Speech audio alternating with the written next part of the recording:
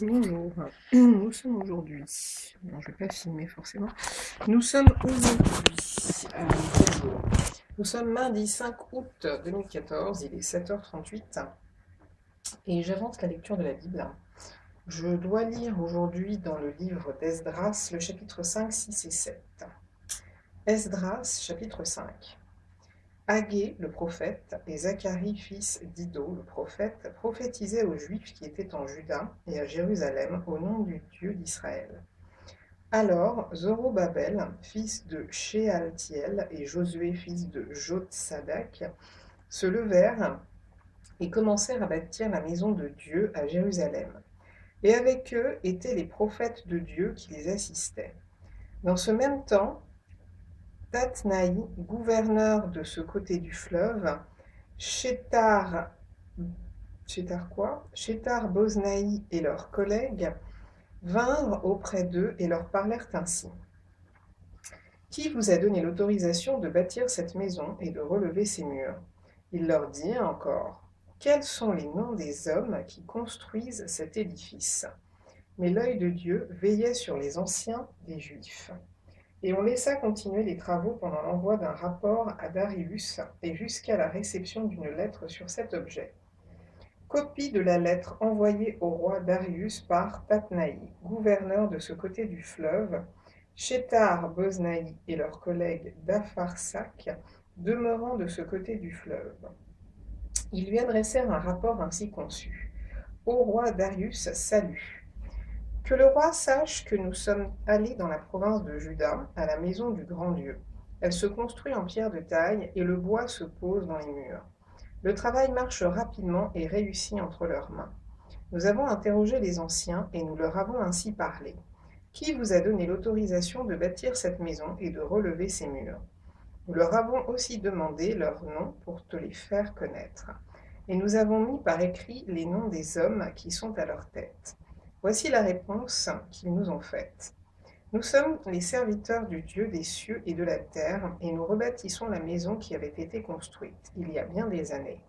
Un grand roi d'Israël l'avait bâtie et achevée, mais après que nos pères eurent irrité le Dieu des cieux, il les livra entre les mains de Nebuchadnezzar, roi de Babylone, le Chaldéen, qui détruisit cette maison et emmena le peuple captif à Babylone. Toutefois, la première année de Cyrus, roi de Babylone, le roi Cyrus donna l'ordre de rebâtir cette maison de Dieu. Et même le roi Cyrus ôta du temple de Babylone les ustensiles d'or et d'argent de la maison de Dieu que Nebuchadnezzar avait enlevés du temple de Jérusalem et transportés dans le temple de Babylone. Il les fit remettre au nommé Jeshbatsar, qu'il établit gouverneur, et lui dit, prends ces ustensiles, va les déposer dans le temple de Jérusalem, et que la maison de Dieu soit rebâtie sur le lieu où elle était. Ce Sheshbatsar est donc venu, et il a posé les fondements de la maison de Dieu à Jérusalem. Depuis lors, jusqu'à présent, elle se construit, et elle n'est pas achevée. Maintenant, si le roi le trouve bon, que l'on fasse des recherches dans la maison des trésors du roi à Babylone, pour voir s'il y a eu de la part du roi Cyrus un ordre donné pour la construction de cette maison de Dieu à Jérusalem.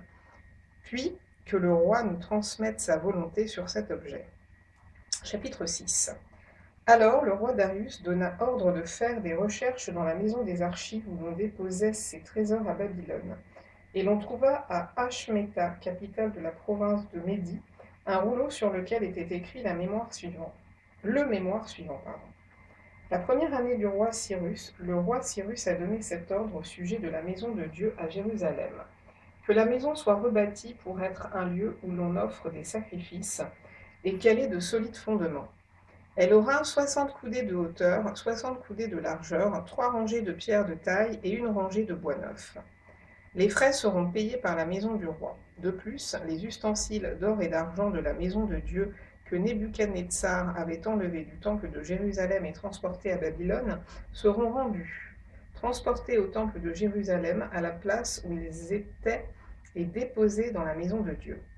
Maintenant, Tatnaï, gouverneur de l'autre côté du fleuve, Chétar Boznaï et vos collègues d'Apharsac, qui demeuraient de l'autre côté du fleuve, tenez-vous loin de ce lieu. Laissez continuer les travaux de cette maison de Dieu, que le gouverneur des Juifs et les anciens des Juifs la rebâtissent sur l'emplacement qu'elle occupait. Voici l'ordre que je donne touchant ce que vous aurez à faire à l'égard de ces anciens des Juifs pour la construction de cette maison de Dieu. Les frais pris sur les biens du roi provenant des tribus de l'autre côté du fleuve seront exactement payés à ces hommes, afin qu'il n'y ait pas d'interruption. Les choses nécessaires pour les holocaustes du Dieu des cieux, jeunes taureaux, béliers et agneaux, froment sel, vin et huile, seront livrés sur leur demande aux sacrificateurs de Jérusalem, jour par jour et sans manquer, afin qu'ils offrent des sacrifices de bonne odeur au Dieu des cieux, et qu'ils prient pour la vie du roi et de ses fils. Et voici l'ordre que je donne, touchant quiconque transgressera cette parole.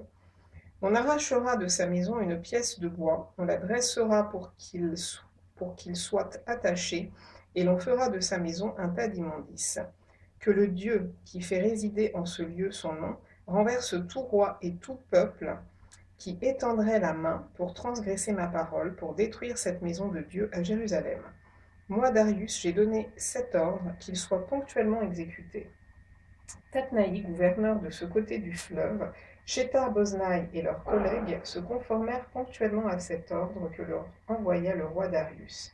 Et les anciens des Juifs bâtirent avec succès selon les prophéties d'Agé, le prophète, et de Zacharie, fils d'Iddo.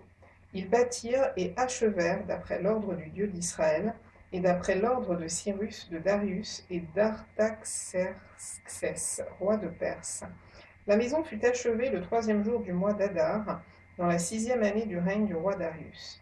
Les enfants d'Israël, les sacrificateurs et les Lévites et le reste des fils de la captivité firent avec joie la dédicace de cette maison de Dieu. Ils offrirent pour la dédicace de cette maison de Dieu 100 taureaux, 200 béliers, 400 agneaux, et comme victime expiatoire pour tout Israël, 12 boucs d'après le nombre des tribus d'Israël. Ils établirent les sacrificateurs selon leur classe et les Lévites selon leur division pour le service de Dieu à Jérusalem, comme il est écrit dans le livre de Moïse. Les fils de la captivité célébrèrent la Pâque le 14e jour du 1er mois. Les sacrificateurs et les Lévites s'étaient purifiés de concert. Tous étaient purs. Ils immolèrent la Pâque pour tous les fils de la captivité, pour leurs frères, les sacrificateurs, et pour eux-mêmes. Les enfants d'Israël revenus de la captivité mangèrent la Pâque avec tous ceux qui s'étaient éloignés de l'impureté des nations du pays et qui se joignirent à eux pour chercher l'Éternel, le Dieu d'Israël. Ils célébrèrent avec joie pendant 7 jours la fête des pains sans levain, car l'Éternel les avait réjouis en disposant le roi d'Assyrie en disposant le roi d'Assyrie à les soutenir dans l'œuvre de la maison de Dieu, du Dieu d'Israël. Chapitre 7. Après ces choses, sous le règne d'Artaxerxès, roi de Perse, vint Esdras, fils de Séraja, fils d'Azaria, fils de Hilkidja, fils de Shaloum, fils de Tsadok, fils d'Achitoub, fils d'Amaria, fils d'Azaria, fils de Merajot, fils de Zerachja, fils d'Uzi, fils de Buki, fils d'Abishua, fils de Phinehas, fils d'Éléazar, fils d'Aaron, le grand sacrificateur. Cet Esdras vint de Babylone, c'était un scribe versé dans la loi de Moïse donnée par l'Éternel, le Dieu d'Israël. Et comme la main de l'Éternel, son Dieu, était sur lui, le roi lui accorda tout ce qu'il avait demandé. Plusieurs des enfants d'Israël, des sacrificateurs et des Lévites, des chantres, des portiers et des Néthiniens, vinrent aussi à Jérusalem la 7e année du roi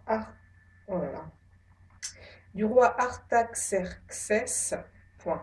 Esdras arriva à Jérusalem au 5e mois de la 7e année du roi. Il était parti de Babylone le 1er jour du 1er mois, et il arriva à Jérusalem le 1er jour du 5e mois. La bonne main de son Dieu étant sur lui. Car Esdras avait appliqué son cœur à étudier et à mettre en pratique la loi de l'Éternel, et à enseigner au milieu d'Israël les lois et les ordonnances. Voici la copie de la lettre donnée par le roi Artaxerxès à Esdras, sacrificateur et scribe, enseignant les commandements et les lois de l'Éternel concernant Israël. 2 points. Xerxès, roi des rois, à Esdras, sacrificateur et scribe, versé dans la loi du Dieu des dieux, etc. J'ai donné ordre de laisser aller tous ceux du peuple d'Israël, de ses sacrificateurs et de ses lévites, qui se trouvent dans mon royaume et qui sont disposés à partir avec toi pour Jérusalem. Tu es envoyé par le roi et ses 7 conseillers pour inspecter Juda et Jérusalem d'après la loi de ton Dieu, laquelle est entre tes mains, et pour porter l'argent et l'or que le roi et ses conseillers ont généreusement offert au Dieu d'Israël, dont la demeure est à Jérusalem. Tout l'argent et l'or que tu trouveras dans toute la province de Babylone, et les dons volontaires faits par le peuple et les sacrificateurs pour la maison de leur Dieu à Jérusalem. En conséquence, tu auras soin d'acheter avec cet argent des taureaux, des béliers, des agneaux, et ce qui est nécessaire pour les offrandes et les libations. Et tu les offriras sur l'autel de la maison de votre Dieu à Jérusalem. Vous ferez avec le reste de l'argent et de l'or ce que vous jugerez bon de faire, toi et tes frères, en vous conformant à la volonté de votre Dieu. Dépose devant le Dieu de Jérusalem les ustensiles qui te sont remis pour le service de la maison de ton Dieu. Tu tireras de la maison des trésors du roi ce qu'il faudra pour les autres dépenses que tu auras à faire concernant la maison de ton Dieu. Moi, le roi Artaxerxès, je donne l'ordre à tous les trésoriers de l'autre côté du fleuve de livrer exactement à Esdras, sacrificateur et scribe versé dans la loi du Dieu des cieux, tout ce qu'il vous demandera, jusqu'à 100 talents d'argent, 100 corps de froment, 100 battes de vin, 100 battes d'huile et du sel à discrétion.